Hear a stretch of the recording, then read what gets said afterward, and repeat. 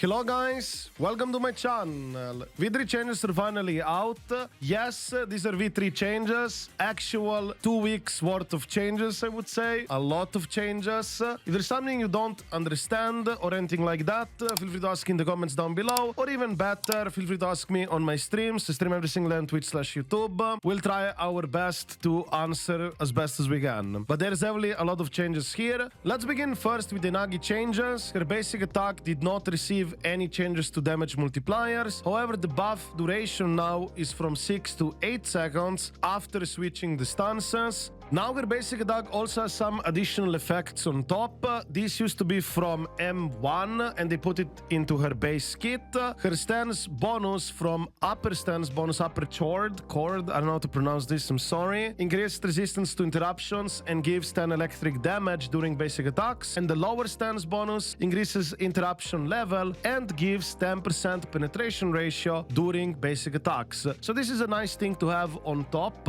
Pretty cool. Speaking of her special attack, it also received extensive changes as well. She now has a new thrust plus plunge combo attacks. This X attacks now includes a thrust followed by a plunge. She also has a polarity disorder effect within her X special attack. Basically, if her plunging attacks hit an enemy that is in an anomaly status, you will trigger immediately this special polarity disorder effect, dealing 25% of the original disorder effect damage and adding a bonus damage equal to 70% of Yanagi anomaly proficiency. This polarity disorder will not remove the target existing elemental anomaly, so this basically allows you to hit an extra mini disorder while still having your normal disorders happening. Do note, if you're playing a mono electric team, you could still do this polarity disorder effect, these small disorders, but you would lose the access to the regular normal disorders. I would say this is basically an extra damage on top to have. You still want to do regular disorders, very likely, at least at her base kit.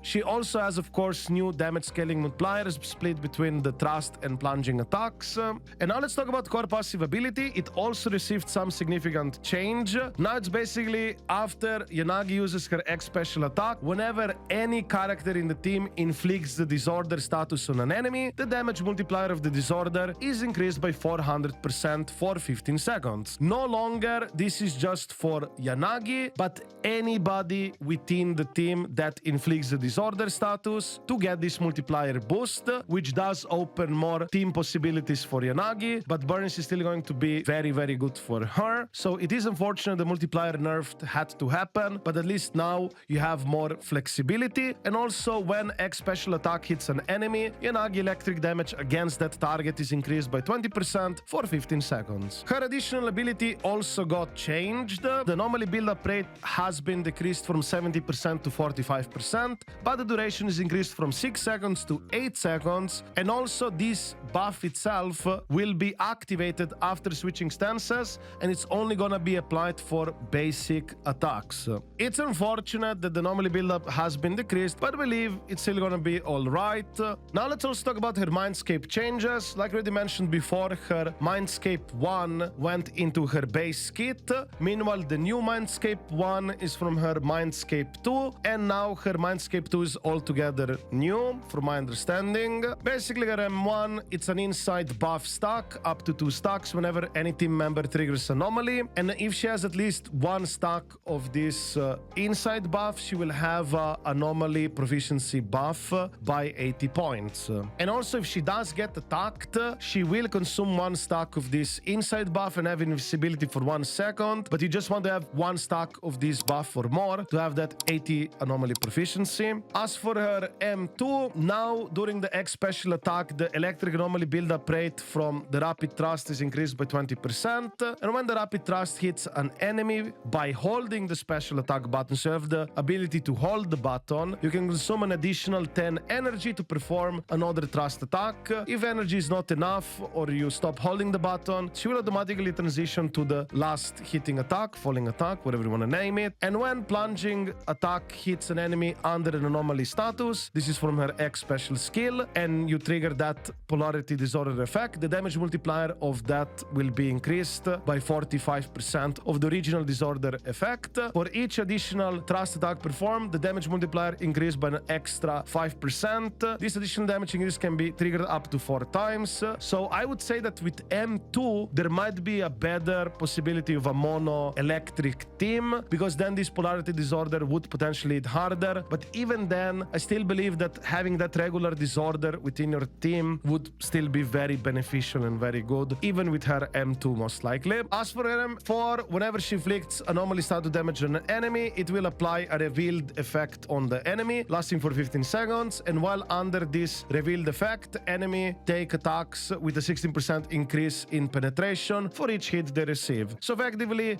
a 16% penetration buff for whoever attacks that guy. Her M6 also got changed, but I really don't want to make this video too long. Feel free to read the change on the skin if you like to. It's obviously pretty good. It's an M6 after all. So overall with Yanagi changes, I would say that she's in a pretty good spot.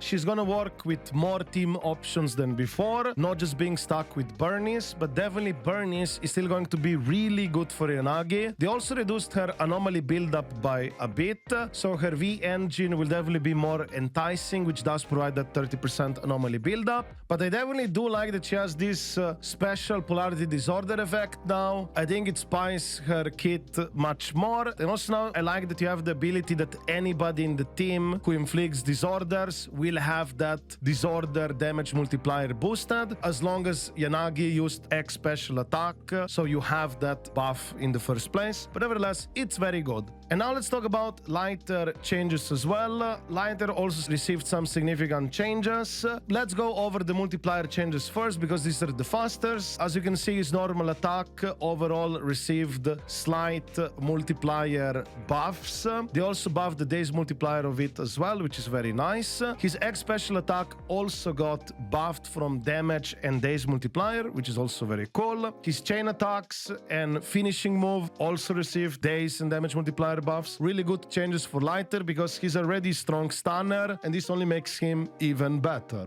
So now let's talk about core passive of Lighter. There are some nerfs and also buffs to this, so we'll go over it. The morale recovery, which he gained over time, has been decreased to 3.3 seconds, and also now he's going to get 0.3 points of morale per 1 energy point used. Also, they reduced the impact gain increase from this passive. It used to be 1.8 per 10 points consumed, up to 27%. Now it's 2% per 10 points, so you'll have 20% impact buff. So this is a significant nerf, but do know that they did buff his multipliers from his attacks, so I think it should be fine. But this is a nerf to something else we're gonna talk later down in the video. As for the buff of this passive, the duration of ice and fire damage resistance reduction is increased from 15 seconds to 30 seconds. The route effect, which extends the stun duration by 3 seconds, has been unchanged. It's the same. So regarding this passive, I believe it's all right.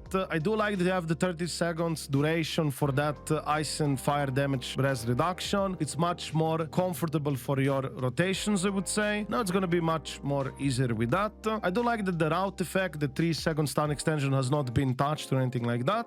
As for the impact nerf, it's going to make more sense as we're going to talk about his additional ability. As for his additional ability, whenever Lighter attacks hit an enemy, the whole team will gain 1 stack of uplift buff, up to 20 stacks, lasting for 15 seconds. The duration is refreshed when triggered repeatedly. For each stack of uplift, the agent's ice and fire damage is increased by 1% instead of 0.5, so you will have a higher fire and ice damage boost. And also now, Lighter impact is above 175 5 points for every 10 points of impact. Beyond that, will increase the benefit provided by each stack of uplift by an additional 0.25% up to an additional 60%. And this is one of the reasons why they nerfed his core passive impact gain. So you'll have to get more of impact with his dupes, with engine or anything like that.